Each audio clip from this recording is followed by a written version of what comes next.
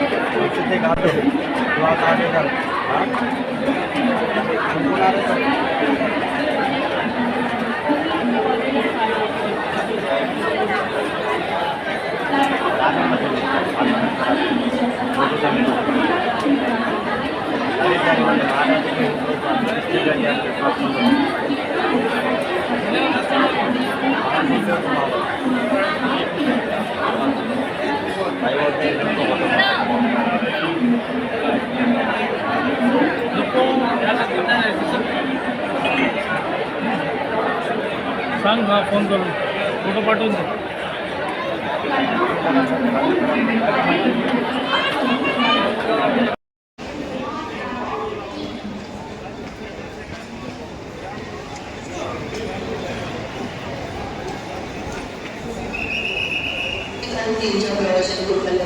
पुढील सूचना मिळेपर्यंत प्लॅटफॉर्मला 1 आणि 3 वरून कोणतीही लोक रवाना होणार नाही.